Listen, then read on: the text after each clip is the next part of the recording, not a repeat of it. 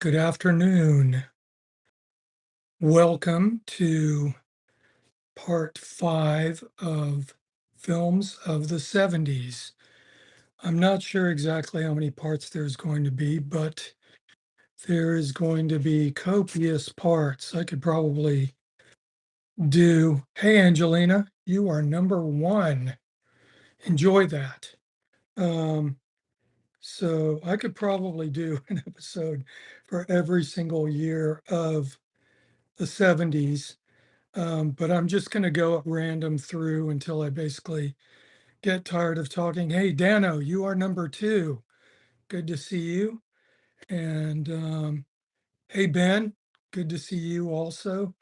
Vicariously, of course, until we can figure this out and just all sit in some kind of holographic area together, uh, which hopefully will happen really soon. Where's the future that was promised us? Still somehow on the horizon, right? Um, so yeah, this is episode number 5 of the 70s. And before, I was just going to do a little reading and just a quick one. Oh, you're in the hospital. Wow. Okay. I think you mentioned that it was not anything for me to have to send you a present about. So, especially considering the tariffs and stuff, but I appreciate you being here. Absolutely. And hope you feel better. And I'm not feeling too terrible. Anyway, so I'm going to read something quickly from this book, Conspiracy Against the Human Race. Yes, it's another cheery tome I've been reading by Thomas Ligotti.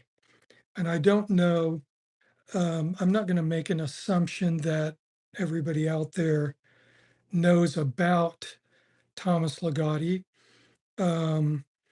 But I do have like a bad habit of making assumptions. So, hey, Vince. Um, and so, just a brief kind of side note about him. He originally came on my radar because I'd watched the TV series True Detective, and I was really struck by some of the monologues that Matthew McConaughey had in there.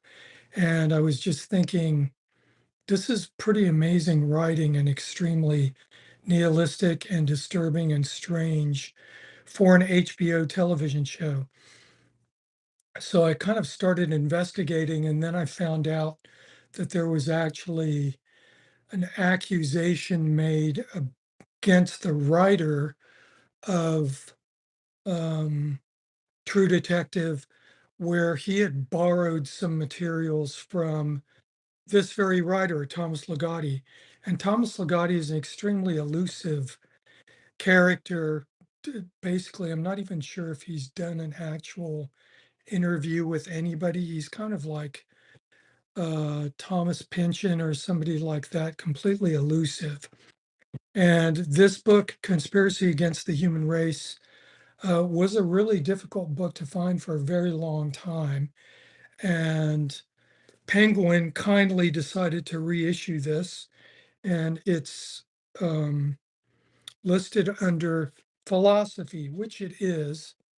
But anyway, I found the source material for a lot of this stuff from True Detective, and it is contained in here. I will actually give you a warning about reading this book, because if you are feeling particularly down or nihilistic or any of the kind of late stage capitalism feelings that we all go through at this point, if we're paying attention, do not read this book.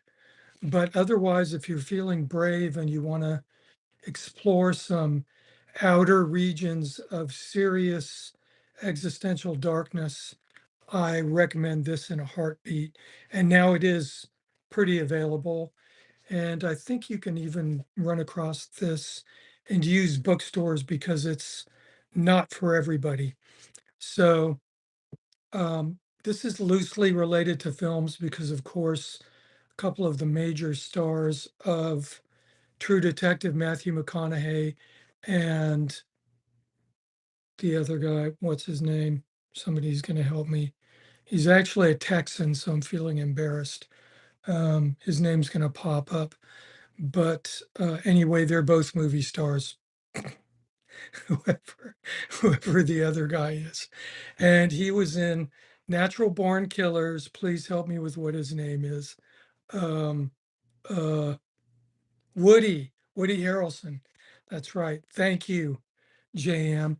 Oh, and incidentally, Woody Harrelson has this other crazy tangent in his life where his father actually assassinated a federal judge in Texas in the 70s or something. So that is a really crazy story if you want to look that one up and read about it. M- Plenty of rabbit holes there. But anyway, I'm just going to read the last paragraph here. I'm going to read the second to the last paragraph since we are in the spooky season and Thomas Ligotti is primary spook stuff. So this is to the second to the last paragraph of the introduction that he wrote for this. Um, when puppets are done with their play, they go back in their boxes. They do not sit in a chair reading a book, their eyes rolling like marbles over its words. They are only objects, like a corpse in a casket. If they ever come to life, our world would be a paradox and a horror in which everything was uncertain, including whether or not we were just human puppets. So there's something to brighten your day. I don't know. I would maybe I'll read the last paragraph in some other time because it actually goes even further into that kind of thing about what is actually the purpose of human beings, which is, I don't know, there's hundreds of years of philosophy before us if we want to check into that. So let's get to the movies, and I'm delighted to see all of you once again vicariously, but I feel you. Is that working? Let's see. Okay, so last week I believe I ended on The Getaway, Sam Peckinpah's great road heist caper with Steve McQueen and Ali MacGraw. And Steve McQueen did, in fact, steal Robert Evans's girlfriend, who was Ali MacGraw. And I don't know if they ever got married or they just had a fling, but maybe they did get married. Anyway, The Getaway, great film. Incidentally, I was able to reference the fantastic Slim Pickens, who is in that, to my in-laws last night when we were watching some bull riding, and they didn't even have rodeo clowns in there. Now they just seem to have guys with cowboy hats and some kind of corporate branding on them running around, which is not what we want from a rodeo clown. Um, And so Slim Pickens actually was a rodeo clown. I think maybe he started his career being a rodeo clown. And so I just pointed out to the people utterly disinterested in my comment that Slim Pickens was in fact a rodeo clown. So it just died with a thump. But I know you guys are going to get that. Anyway, Slim Pickens is a Sam Peckinpah regular, as I say, and as many people do. So that was a good place to end. Almost end 1972, but not quite. So we're continuing in 1972 with kind of a, oh, you know what? I'm not going to go into 1972 because just yet, because I forgot a whopper of a film. I don't think I mentioned this film. Let's see. Um, no, I did not mention this film, and I'm frankly appalled at myself for not mentioning this film because this is probably in one of the top 5 of British films ever made, and that is saying something, and it is in fact this film, The Devils, directed by Ken Russell. Now, I spoke about how I was far too young to really even know what I was seeing when I went to see Clockwork Orange, and I think that was in 71. Um, but it's incredible that both these films, The Devils and Clockwork Orange, came out in the same year. So I think The Devils actually had an X certificate. And I'm not going to assume that you guys know about this film in particular, but it is an amazing film. It's got the great Oliver Reed in it and also Vanessa Redgrave. And this is based on source material for this is based on a play called The Devils, and it's also based on a book called The Devils of Loudun by Aldous Huxley, who of course wrote Brave New World.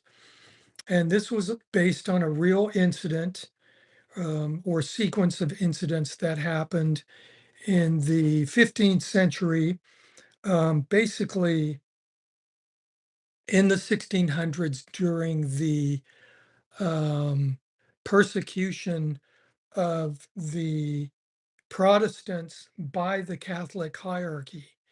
And this went all the way up to the royal family, and it including the church, who just wanted to get rid of these wretched Protestants. So they had basically kind of militia running around the country, just murdering Protestants, torturing them to death. There's a lot of uh, there's a lot of historical incidents that were documented back then, and they're pretty much all appalling. But if you just want to read the book, The Devils of Loudun by Aldous Huxley, you'll get the idea of what's going on with that, what went on with all of those historical things. And The Devils of Loudun is based on basically the church, the hierarchy of the church, and people who were manipulating to gain power decided to throw the main priest of this town, Loudun, under the bus and get him out of the way so that they could get rid of the town and all the Protestants in the town. And so what happened was um, there was a group of nuns, there was a nunnery in the town, and some of the nuns became infatuated with the main priest of the town and started acting extremely crazy. The church decided that these nuns were possessed by the devil, and they decided that the main priest, Father Grandier, was the instigator of all of this.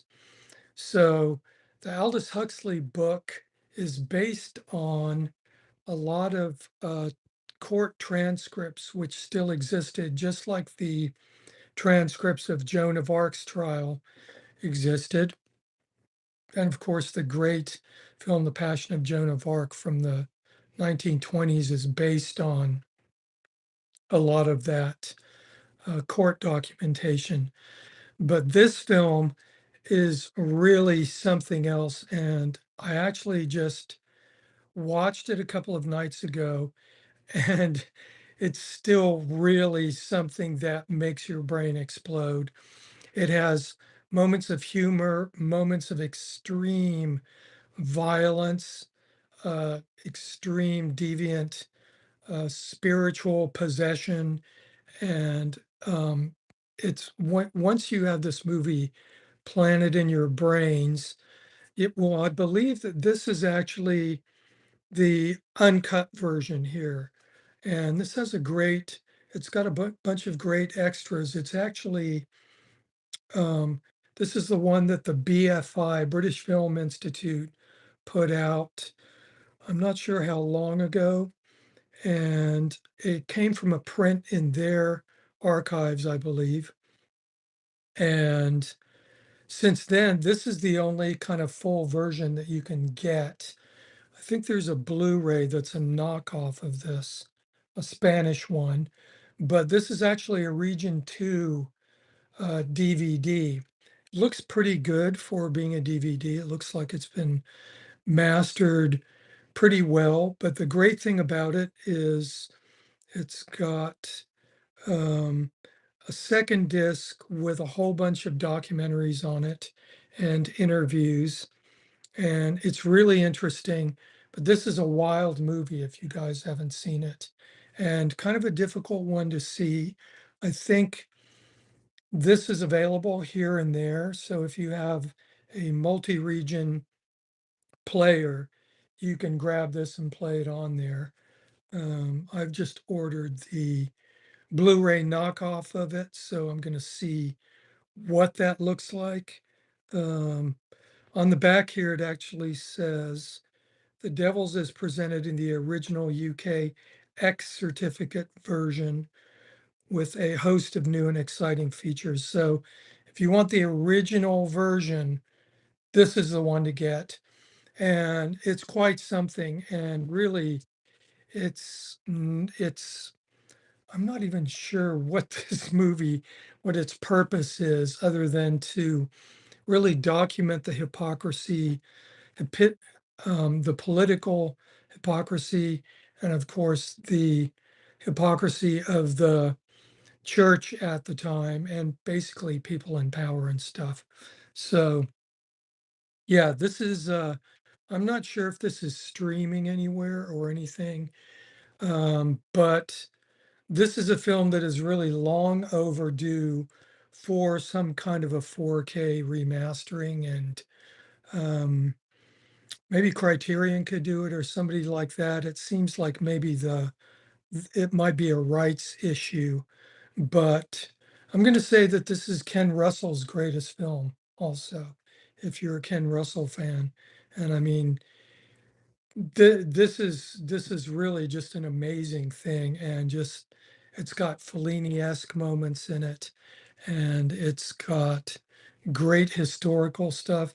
The acting is amazing. The score is amazing. It's by a British 20th century composer called Peter Maxwell Davis. If you want to hear wild, crazy music that will always sound modern, if you have a streaming platform, which probably a lot of you do, start streaming music by Peter Maxwell Davis. And I think it's Davies actually. And there's probably even the soundtrack to this on there somewhere. So check that out. Enjoy your journey. Enjoy reading about it. And just try and this is one of those kind of treasure hunt things at this point, like punk rock used to be back in the day, or like avant-garde music was in the 60s. And a lot of stuff still is. It's part of the fun of things like this, is trying to find a way to look at it, because not everything is instantly available besides the hype that says otherwise. So, okay, I forgot that one amazingly, because I haven't watched it in a long time, but it's a whopper. I mean, it's a whopper. It's a jaw dropper. Next, and this is kind of a jaw dropper in a different way also. And this is from 1972, circling back to 1972. And it's this one, Last Tango in Paris. And this film really wasn't on my radar. I remember seeing this film like maybe when it had sort of a 10th anniversary reissue in maybe 81 or something like that. It was a movie that kind of popped into distribution, was out for not really that long, had to be heavily edited for the US market. Um, I think this might be another film that got an X certificate in the UK.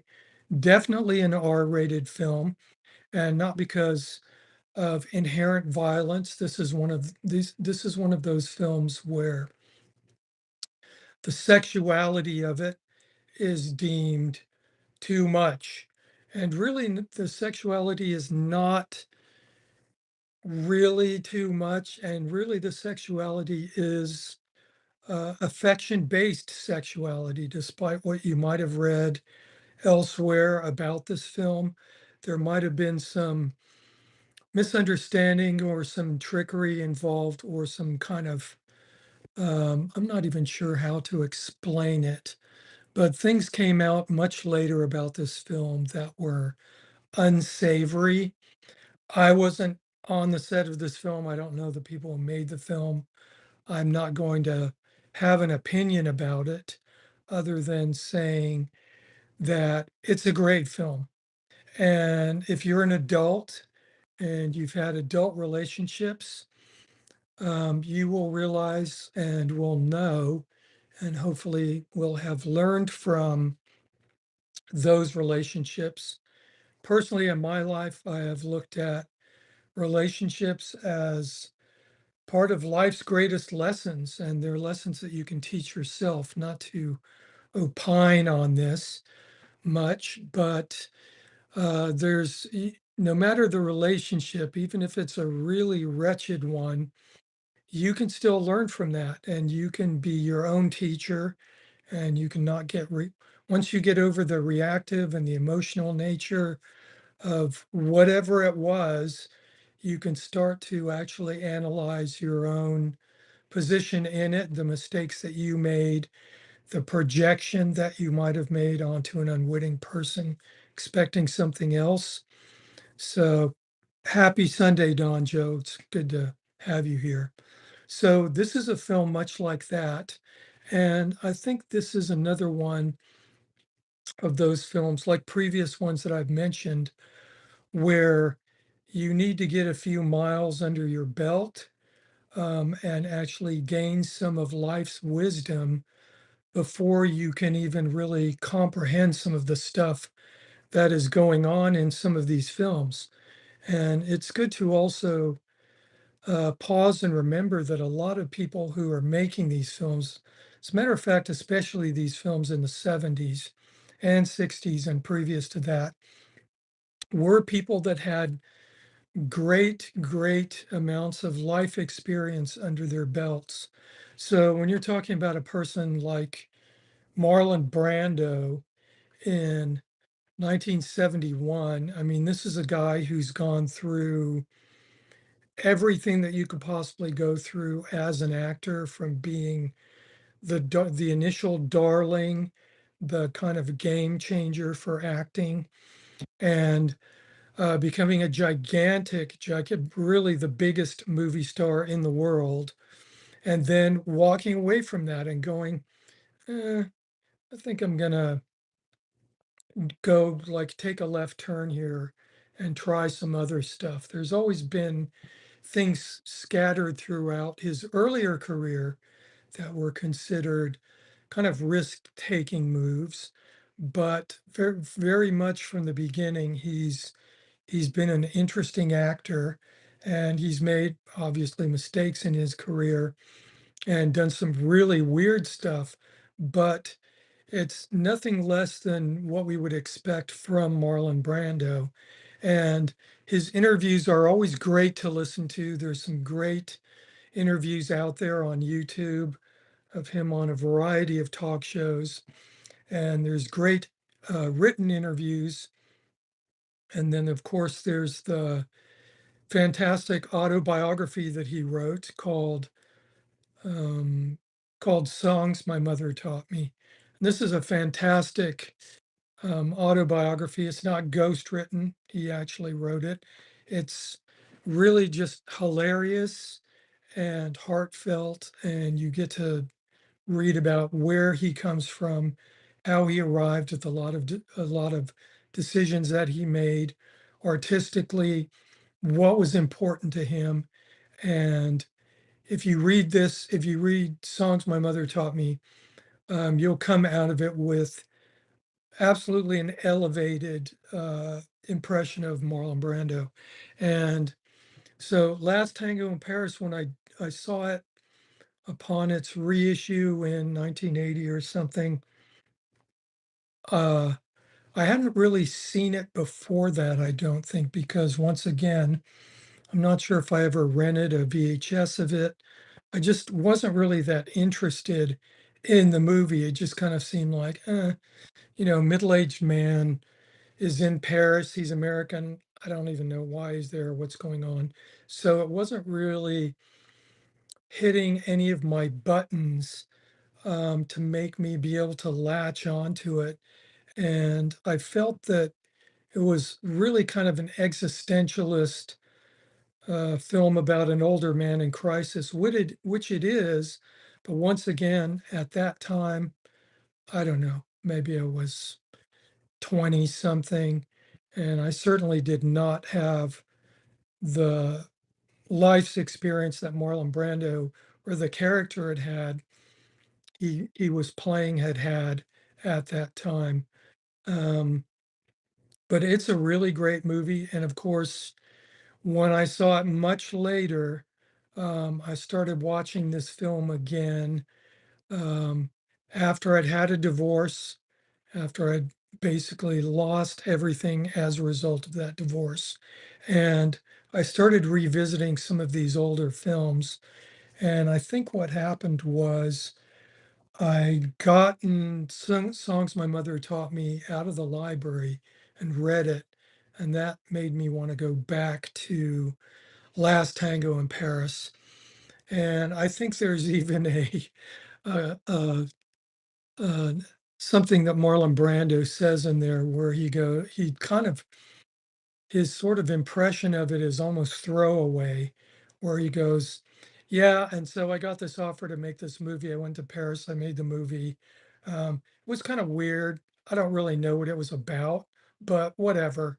That's that's kind of his sort of impression of making the movie, and I mean, to me, that's completely astounding. When I started watching this movie again 20 years ago, a little bit longer, it was really just, it blew me away. I mean, I could really identify with Brando's character in it, having had gone through what I'd gone through. Um, it just really resonated to me, and he's got a lot of just really inarticulate rage and sadness, and doesn't have any place to put all of that until he runs into this woman by accident. And she unfortunately becomes the depository of that, but she has her own stuff going on. And one of the cool things about the film is we have sort of like an element of Kurosawa's Rashomon, where we've got completely different individuals and we're privy to stuff that's happening to each of their lives completely separately that sort of lead them to the states of mind that they're in, and which consequently re- makes them just collide as really kind of cosmic emotional forces, and they're both getting what they need from each other. And it's really quite a poignant movie, too, in a lot of ways. And it's got a great score. It's got incredible cinematography by Vittorio Storaro, who also did The Deer Hunter and I think some Fellini stuff. And he also did Apocalypse Now and a bunch of other Bertolucci films. But the cinematography in Last Tango in Paris is great. The opening credit sequence with the theme music and the Francis Bacon paintings is just timeless and amazing. So yeah, Last Tango in Paris, if you've got some life under your belt, um, this is the one to watch. I'm not going to recommend it to um, anybody here who's under 40. Don't watch it. just wait, put it on your bucket list and wait. So, and also this actually is one of the elements. If you can just ignore everything Marlon Brando had done previously to this movie and just take in the fact that he made this movie and The Godfather in the same year, which is just, I mean, right there, that makes him really, I mean, that makes the comments about him being the greatest actor ever and all that kind of stuff. I mean, acting is so subjective. I mean, I can't go there with that, but certainly making Last Tango in Paris and The Godfather it within the same year is just an outstanding feat of talent, and you can just keep that in the back of your mind when you watch this or rewatch The Godfather or The Godfather Part Two. Yeah, I mean Brando is just the emotional range in those two films is just it's off the charts. I mean, it's really um, he is like a cosmic force. I mean, it's pretty outstanding. It's actually completely outstanding. So um, next, I've got another Charles Bronson movie, and this movie is from 1972, and that is The Mechanic. And this is a film I was able to see in the movie theater as a kid in El Paso. I think this one is streaming. This is a great film. Also has Jan Michael Vincent in it, Keenan Wynn, and also Jill Ireland, who would get married to Bronson, and then they would make, I don't know, 6 or 7 movies together, all of which are great films. They were a great team together in their movies, and I think in life they were also a great couple. They, I think, stayed married until Jill Ireland died from cancer somewhat prematurely, which is sad. She was a great screen presence and a great actor. And there's some really cool, if just for a kick, if you want to go and search the interweb, just put in Charles Bronson, Jill Ireland, and there's photos of them kind of like just hanging out, not on a film set. And they just radiate star couple vibes. Bronson is completely fit. Jill Ireland is just dressed in great 70s fashion. And they just look like super cool people. They look real relaxed and just completely comfortable with who they are. But The Mechanic is one of those great Bronson action films. It's also a Michael Winner film. I don't know if any of you out there are Michael Winner fans, but Michael Winner is a great kind of exploitation filmmaker, like to take on edgy subjects, and just had a great gift as a director for really perfect pacing in his films. There's not 1 second wasted in the film. The plot is always just getting moved along completely. Camera angles, everything, the lighting is all really, really good. The writing is really good. The script is succinct. Um, I'll just read you the brief synopsis on the back. Director Michael Winner's The Mechanic, 1972, stars his long-term collaborator, Charles Bronson, as a hardened professional hitman who's feeling the strains of his profession. He joins forces with a ruthless up-and-comer, Jan Michael Vincent, in a partnership that wavers between sustaining and profoundly dangerous. And that's it in a nutshell. This is a cool watch. And these movies are great. They're usually just exactly 90 minutes. They don't have gratuitous violence, but they do have really, all these Bronson Winter films have a great sense of just brooding and threatening, and really an underlying psychology to them that is really kind of chilling. And they're great. They're all some of my favorite movies. I'll have some more of these later. And of course, Michael Winner and Bronson made the really, I think it's one of the films that was considered a video nasty in the UK, which was Death Wish. So, and not for the obvious reasons, it's kind of for the reason why Bronson becomes a vigilante. But yeah, Jan Michael Vincent, Big Wednesday, that's right. And he was in a bunch of other stuff too, I think. Um, Damnation Alley is a great Jan Michael Vincent film, I think. Oh, I don't know, Scream for Help. Don Joe said Scream for Help. I'm not sure about that one, but I'm going to have to do like a winter deep dive. And of course, he's one of those people who he's one of those directors I could probably do a whole episode just about because I know he's got a ton of movies. I've got another one coming up right here, actually, which is also in 1972, and that is The Nightcomers. And I think I mentioned this movie previously when I was talking about The Innocents back in the 60s. And once again, it's Marlon Brando in the same year as um, Last Tango in Paris and The Godfather. I'm not sure the exact order that he made all of those in. I think maybe possibly Last Tango was first and then The Nightcomers. But I have a feeling at this point, Brando, well, he had his island.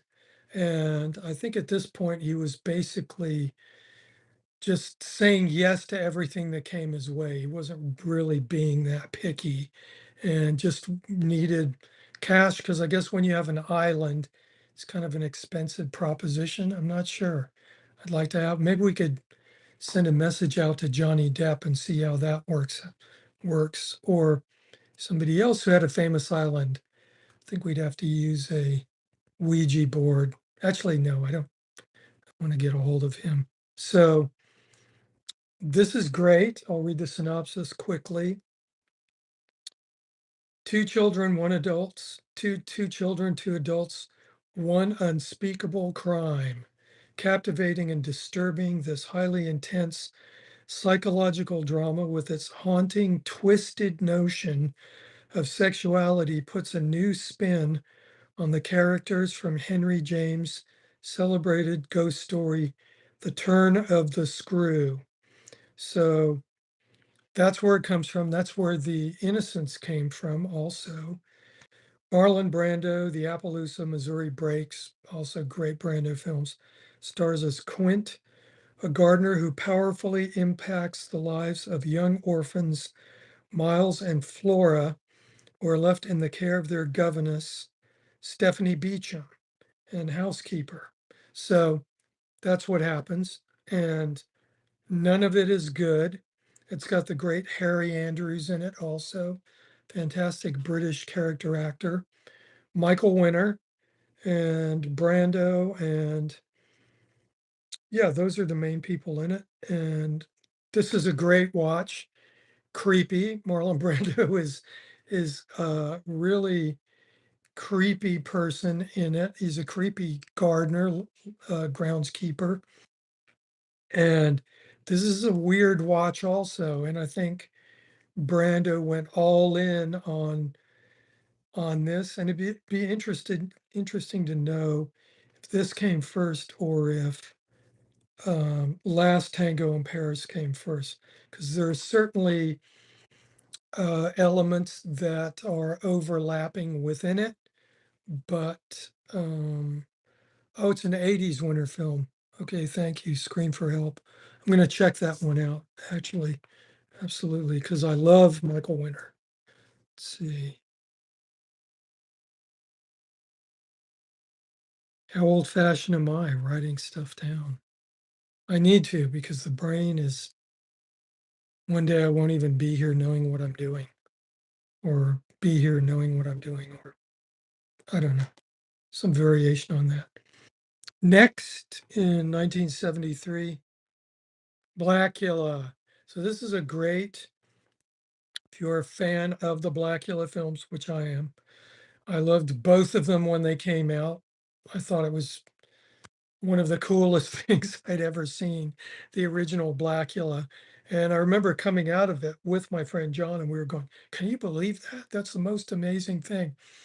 And I didn't get to go back and see it again, I don't think. But yeah, it's great. If you're a fan of Pee-wee's Playhouse, this is in fact the king of cartoons on Pee-wee's Playhouse. Great Broadway stage actor also. Felix W. says Count Yorga was a good one too. Yes, I love that one. And there's also, like Dracula, they just made two of them. Maybe there could be remakes of that. Actually, you know what? I think I did read that there is a Blacula remake. So I don't know. Maybe it'll be kind of like a, I don't know what it'll be or who's going to do it. Who should play Blacula in the remake? Throw some people out there, you guys. Let's see. Should it be Will Smith? throw, throw some folks out there. Samuel L. Jackson? I don't know. There's a lot of people out there who could do a great job, I'm sure. I'm hoping that one of those people who are making kind of big popular movies now are not going to do it like the um, the Key and Peele guys or whatever, Dave Chappelle. Yes. Well, of course, now with Sora, basically anybody could do it. So we could have Sidney Poitier, maybe, or we could bring back the original. We could bring back an AI version of um, William Marshall. He could be all buff, you know, or let's see. How about, well, I mean, the obvious one, right, would be Snipes. Wesley Snipes would be, because he's sort of the original, I guess maybe Blade was sort of a reboot of Blacula in a way, right? Except I wish Del Toro could have made all of those, but second one's my favorite because of Guillermo. But yeah, this is wonderful. Love both of these. Saw both of them in a movie theater. Scream, Blacula Scream has Pam Grier. So thumbs up to Pam Grier. And hi, Pam, if you're out there, huge fan of this, as well as your other uh, films that you made with Jack Hill. You're the best. Love you. Um, so yeah, Blacula. Now let's head in a completely opposite direction. Felix W says Prince would have been a good Blacula. Yeah, but you know, the problem with Prince, though, is the whole time you'd be sitting there going, that's Prince. Look at what Prince is doing now. Look at what Prince is doing now. Keith David. Yeah. Black Mama, White Mama. Yes. Love that too. I mean, I've got a bunch of Pam Grier movies that are going to pop up here eventually. So I'm going to do you know, Friday Foster, Foxy Brown, all that stuff. So next we're going to take a left turn and we're going to talk about the epic Japanese series, Battles Without Honor and Humanity. This is one of my favorite film titles. And there's 5 of these films, I think. And these are appropriate to talk about in the 70s because I think there's 5 of them. And I'll just read a brief synopsis back here. It's all about Japanese gangster stuff, post-war Japanese gangster yakuza groups and how they came to power, running everything in all the Japanese cities. And there's 5 of these movies. And the director of all of them is a director called Kinji Fukas. I'm sorry, I'm just not getting his name right now. Let's see. Uh, Kinji Fukasaru, that's his name. Fukasaku, excuse me. So he directed all of them. it says, based on the true account of a Hiroshima mob bosh and supplemented by meticulous research by screenwriter Kazuo Kasahara, this ferocious, violent saga was directed in a dynamic, newsreel-like style by Kinji Fukasaku and stunned cinema goers in Japan upon its release. So that's a great overview. It says, when Battles Without Honor and Humanity first hit Japanese screens in January 1973, partially inspired by the success of The Godfather, it blasted out a new ground zero for crime cinema, not only in Japan, but in the rest of the world. So if you're a fan of Takashi Miike's gangster films at all, this is where they come from. They come directly from Battles Without Honor and Humanity. There's 5 of these. I have them all, and they're great. Cinematography is really cool. It has a hyper kinetic thing happening where there's lots of fast camera moves, lots of big crowd scenes, hyper violent yakuza action, which is what we want from that stuff. So not sure if those are screaming, not sure if those are streaming. Um, they go under the title of the Yakuza Papers, and Arrow has put all of these out. So Arrow's been really great for reissuing stuff like this and a lot of other stuff. And Arrow, if you're out there, which you are, you're one of my favorite companies. Send me stuff to review. And all 12 of the people here will love that. And I will love you for it also.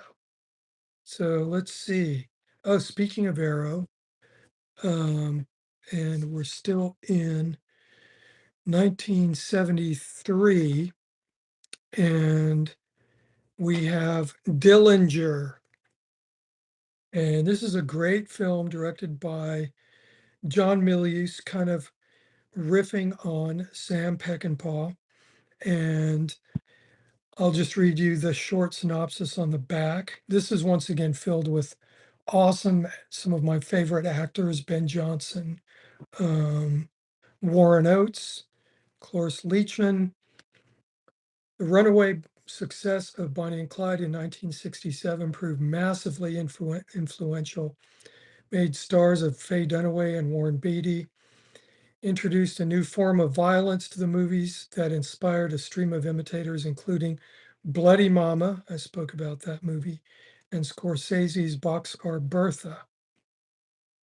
John Milius presents Don Dillinger as an almost mythic figure, tracing the fall and rise of the Depression era's public enemy number one as he takes on the Banks and the G-Men, led by the infamous Melvin Purvis, who is played by Ben Johnson, one of my favorite actors, and also, incidentally, a real life professional championship rodeo cowboy. You can see him doing amazing riding feats in many of the John Ford Westerns that he was in. So this is great. And I think this also has, it's got Richard Dreyfuss in it and also Harry Dean Stanton as hapless versions of his gang. Richard Dreyfuss is, I think it might be almost his first movie or one of his extremely early ones. And he plays Babyface Nelson, another great, not great, another, well, he's a great character from the Depression, bank robber. And he gets in Dillinger's gang. And there's a great scene in it where Dillinger's kind of putting a new little gang together and they meet out at this house in the country, and Dillinger's someplace else doing something. He's got to drive out there. His gang's waiting for him.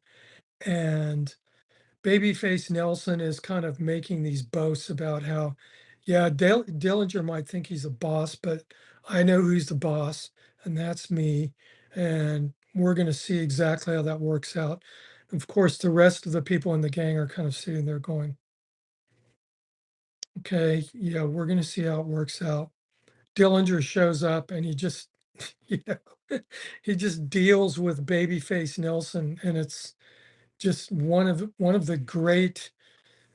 I think it's one of the great scenes in all gangster movies between Richard Dreyfuss and Warren Oates. Of course, Warren Oates is always great. Um, Unfortunately, I'm not sure that he ever won an Oscar. Not that that is actually a measure of genuine talent. I'm saying it. I mean, some great artists have been awarded the Academy Award, and a lot of artists, fantastic artists, have not been awarded an Academy Award. For example, Stanley Kubrick never won a Best Director award. So, um, anyway, this is awesome. Love this. It's a great gangster watch. It's got that excellent 70s cinematography, um, lots of natural lighting, and just actors being allowed to do what they do best. You can tell that this is just a guy, John Milius, going, I want to make this movie this way. And I think this might even be let's see, it's a Samuel Z. Arkoff film, from American International Pictures. And I think this might be an American International picture. Not sure if it's produced by Roger Corman. This isn't a Roger Corman one, but yeah, great. I mean, pretty much anything that you see the name Samuel Z. Arkoff on, you can just go, okay, I'm going to watch this because it's going to be good. Next, I have, let's see, I skip something. Oh, yeah, okay. Amarcord, which is the 73 film by Fellini. And this translates to um, loosely I Remember in English. And Amarcord is a really just beautiful film. And it's about Fellini's childhood growing up in fascist Italy. And fascism is not really the whole thing about the film. It's kind of a component of it and what it was like to just have that appear in your town, and all of a sudden there'd be people going, okay, you need to do this now, you need to do that now, and the town people just going, who, what is this, what are you doing, and the way they deal with it. So this isn't a film where the plucky resistance group gets together and they chase out the fascists and they make the town okay again.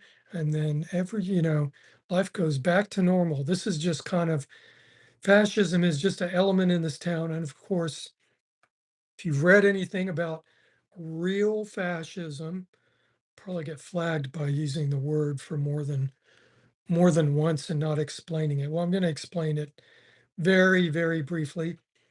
Fascism found its birthplace in the 1920s of Italy, and it was basically people revolting against um, the sort of communist and socialist elements in the country who were kind of not putting themselves in a position where the population agreed with them.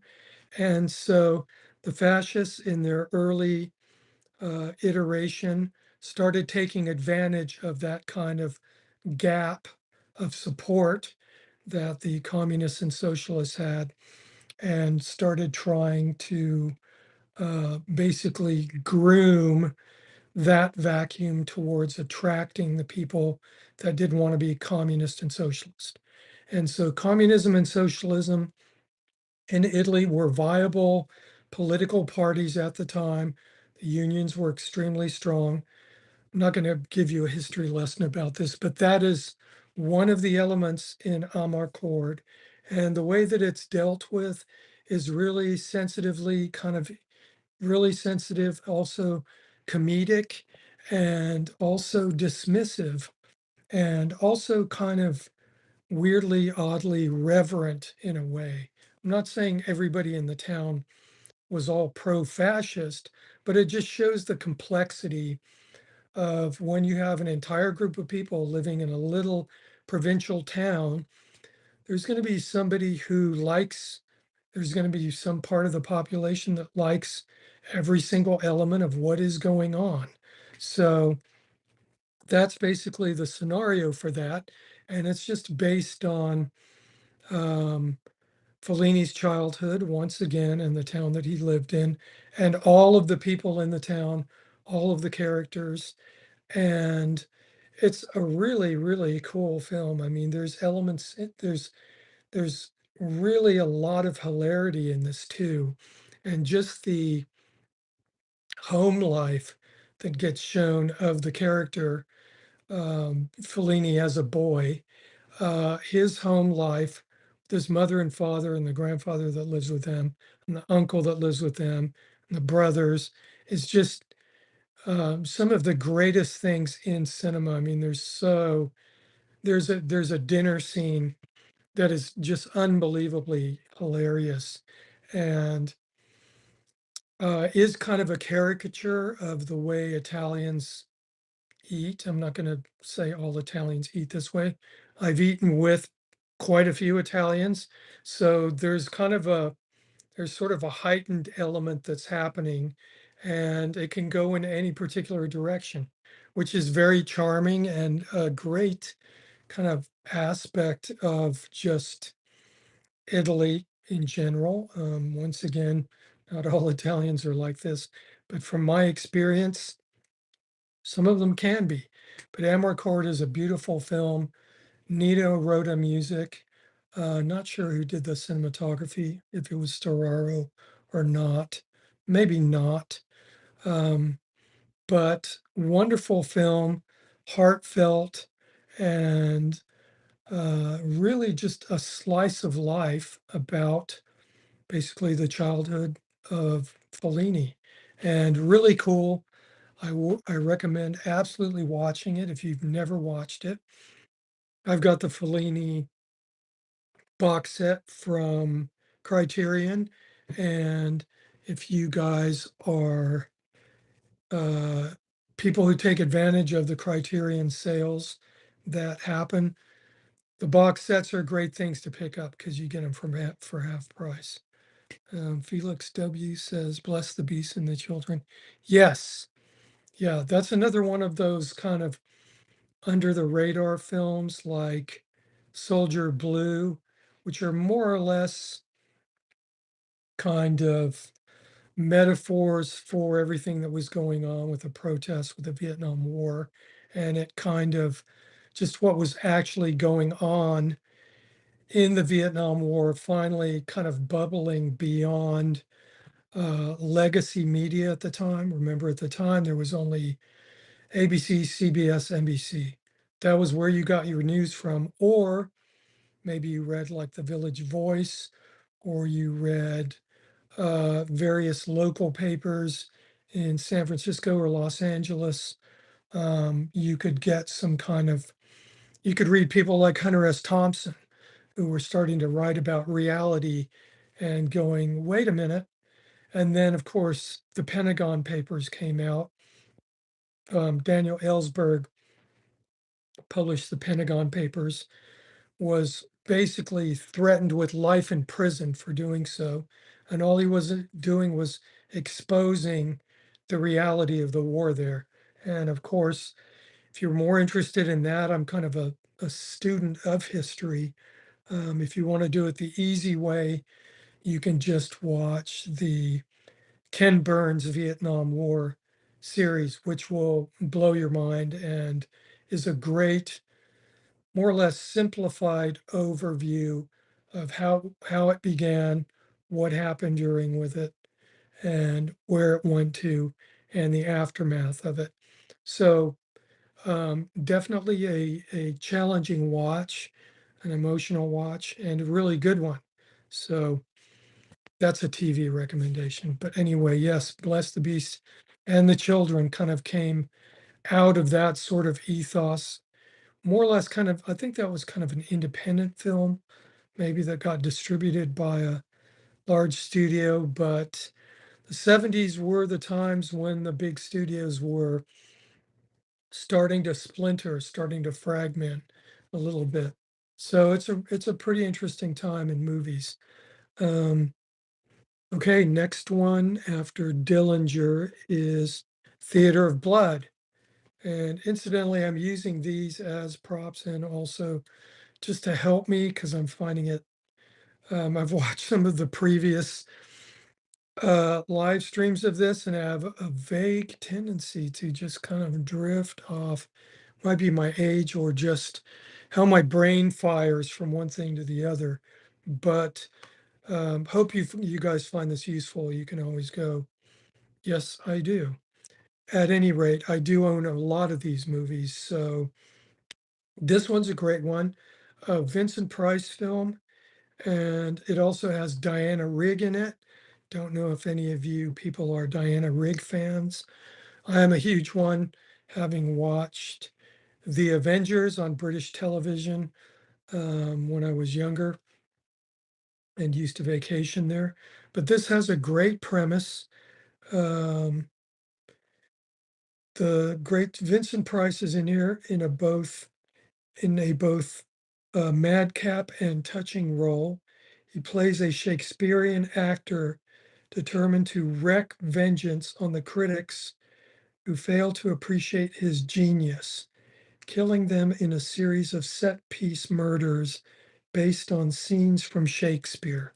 So this is really great on a variety of levels because you get to hear Vincent Price doing Shakespeare.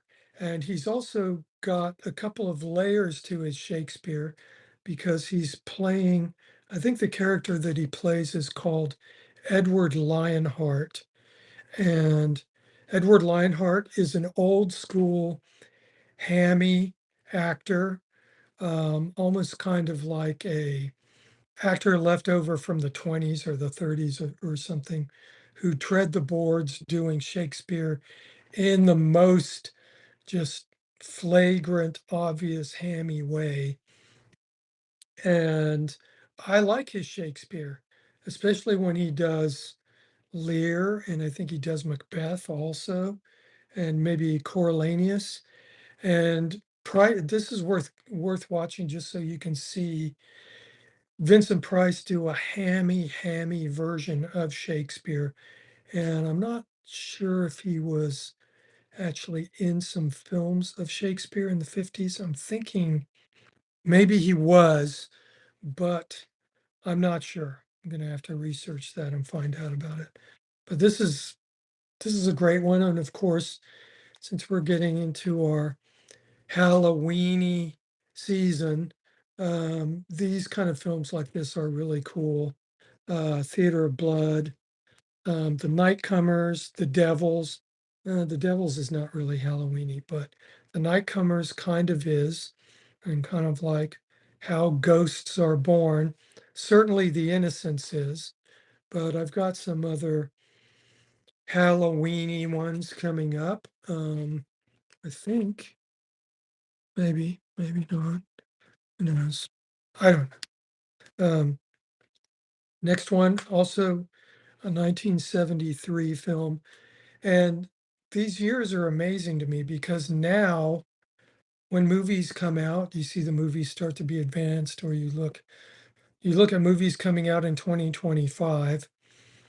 I look at them and I just go, maybe that one, maybe that one. I mean, there's hardly there's hardly any amazing movies coming out. I mean, movies to look forward to. I don't know if I'm just losing interest in film.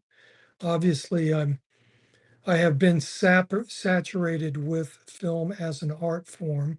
I don't know if any of you got older folks out there feel the same way, but just looking at these lists, like 1973 has, it's just almost like there's an insanely good film coming out every single month. Um, but also 1973, Soylent Green. And this is great. I love this film. And directed by the great Richard Fleischer. I'm not even going to list his other amazing films, but if you're familiar, Yeah, just look up Richard Fleischer. Ridiculous amounts of great films, and it's just every single one of them is a good movie.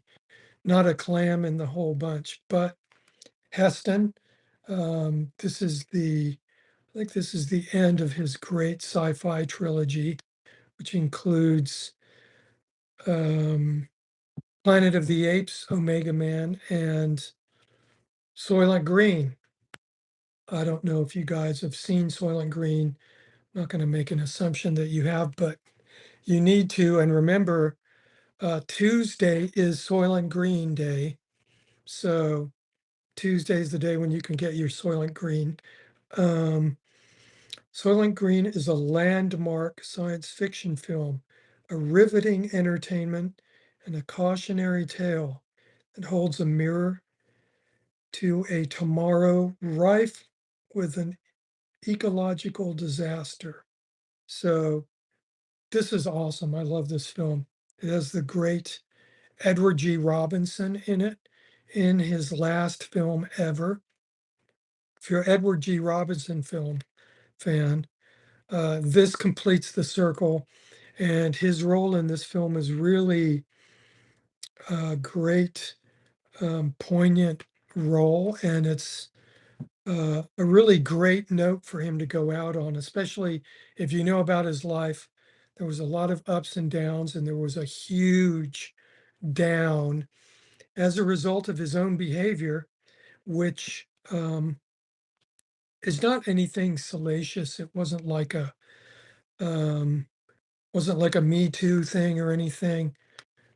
Yeah. So if you're a fan, Angelina, I'm not sure if you've seen this one, but this will complete your Eddie G circle.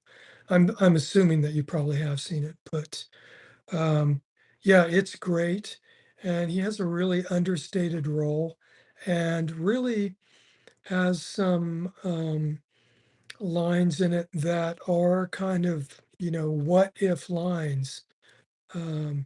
Like if things did get to that point, um, is this the kind of thing we'd be thinking about?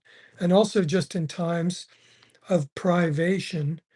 Um, anyway, it's a really cool film, dark, and incidentally, this film takes place in 2022. So when it came out, I think they were placing it a solid 50 years in the future. So I'm not sure when Logan's Run was placed, but it's interesting to see these films that are placed 50 years in the future, and then here we are. And well, there's other stuff that they could not predict, but um, Soylent Green's a good one. Love that one. And next, we're still in 1973, and it's Don't Look Now. This is the great Nick Roeg film, the British director who I was talking about earlier, previously, who made Walkabout and also made Man Who Fell to Earth, also cinematographer on Lawrence of Arabia. So I don't know how many of you people know Don't Look Now. Really a great. This is a great Halloween film, and really just a frightening kind of thing where uh, you basically your life is a certain way, and then all of a sudden it's a completely different way, thrown completely upside down. It's about a couple played by the great Donald Sutherland and Julie Christie. I am huge fans of both of these actors. They are um, more or less flawless as actors. They're not, even if their movies that they're in are kind of, uh, their performances are always just, if they're in movies that aren't that great, they are the great thing about that film. So Donald Sutherland, Julie Christie mesmerize as a British married couple in an extended trip to Venice following a family tragedy. So I'm gonna leave it there, and you guys can just discover what that is. I don't want to give that away, but it is profound and is one of those things where if your life appears to be one way, and then literally something happens in the space of not a very short amount of time, and then you have this other life. I've actually had things happen to me in that life, in that life. I've had things happen to me in life which have been that way, where you make an assumption that you're going to wake up and your day is going to be more or less regular, and then it's not. So this is one of those things, and is uh, quite an amazing film. And this film will never date. It doesn't have anything in it where um, it's going to date the film, unless you're one of these fanatics looking at the kind of phones they're using or whatever. But just the premise of it is kind of a devastating premise, and then the uh, results of that, the unintended results, are really odd and strange, and it just goes to a place where you just can't even imagine. So all of these films are great, and then once again, um, any of you have gone back and looked at the other ones, I do have chapters and timestamps for all of the films now, so you can skip ahead to your favorites or just write them down. I mean, you can just copy and paste the whole thing if you want to keep a list. I don't know. So I think maybe this one's going to be the last one. So I did a little bit better this time. Um, this one also a film from 1973, and this film is a Robert Aldrich film. Another great director. I think Robert Aldrich made um, The Dirty Dozen and a bunch of other great films. So this film is Emperor of the North, and this film also, I think maybe it was released under the title Emperor of the North Pole. And I'll just read you. It's got two of my favorite actors, Lee Marvin and Ernest Borgnine. They are these are more actors who are great, no matter what they're in. And this film says Robert Aldrich and screenwriter Christopher Knopf bring us a spectacular Depression era tale, Emperor of the North, starring a pair of stalwart veteran actors Lee Marvin and Ernest Borgnine as respectively a jaunty hobo determined to ride a train and the vicious conductor equally resolved to prevent this eventuality.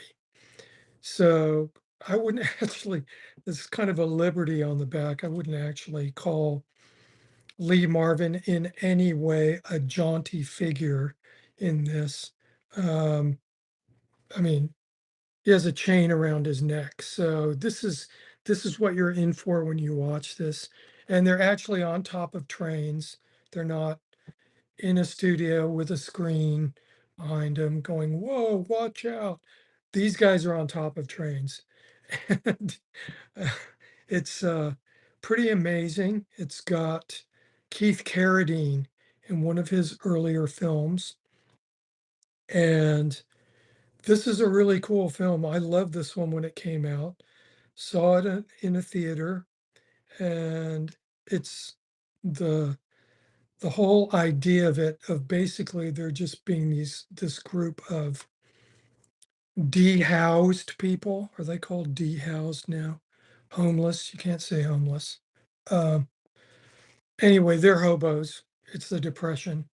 And you just get an insight to hobo culture. And I did incidentally kind of a dive into the source material for this. And the name of the Lee Marvin character is called A Number One. And There was actually a real person who used to ride trains in the 30s called A number one. And I think you can even get a PDF of his autobiography. And I think it's called something like A number one, A Hobo's Life, or something like that. And so get on the interweb and look for A number one, A Hobo's Life. And I remember reading it back in the day. There was kind of this collection of books that were considered first person accounts of authentic hoboing during the Depression. So these are really cool reads, and they have their own jargon, their own phrases. And I don't know if any of you out there are fans of the TV series Mad Men, but there's a really cool little um, diversion about hobos because the main protagonist, Don Draper, who assumes different personality to become Don Draper. Oops. Anyway, he has an experience with hobos when he's a kid. And there's an episode called The Hobo Code. We just watched it a couple of nights ago, where Hobo comes to the place where he lives and basically is looking for work. And his stepmother and his stepfather are just horrible to this man. They basically rip him off. And this man teaches little Dick the hobo code and says, okay, hobos leave these kind of codes outside houses. So anyway, the hobo code was a real thing. And it's a cool thing to read about that. You're reading about a completely lost world from the 1930s. And of course, this is getting on to being almost 100 years ago now. So I love that kind of stuff because it's completely an alien world, but here we are still in that world. And of course, there's plenty of homeless people now. And many times when I'm driving by kind of a miniature tent city or something, or seeing panhandlers, I'm thinking to myself, yeah, these are those people. They might be there for a different reason.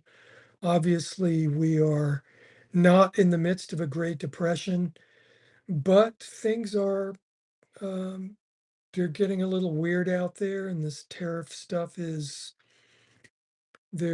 I'm primarily a factually based person when I read about things. I don't really go in for hyperbole, but when you start to read the facts about um, really the tariff thing and when reciprocal things are introduced by China, that's kind of a scary thing because the Chinese make everything now. That's just where it is. So that's enough of that. Next, and I think I'm going to stop here. Um, so, Emperor of the North, check that one out. I'm going to end with a film by an Italian director, Marco Ferreri. And that film is Le Grand Bouffe. And I don't know how many of you know about any of these films. It seems like you guys might not know anything about any of these, unless you're just um, interested in me going blah, blah, blah about them. But Le Grand Bouffe, this is a great film. Once again, Arrow. Arrow's putting out some really cool stuff. Maybe Arrow, you could do The Devils. You're on my list, Arrow. Make The Devils, put it out. Um, so this one is about 4 or 5 guys, I think 3 or 4 guys actually, who are more or less pillars of the community. One, it has Marcello Mastroianni in it, and he is a pilot. All of these people in Le Grand Bouffe, I think it's in French, this film. Um, they're all people who one guy is a banker, maybe another person is possibly a mortician. Another person is, I can't remember, some kind of politician or something. It kind of loosely reminds me of the setup for Salo, which is the great Pasolini movie that's based on the 120 Days of Sodom by the Marquis de Sade.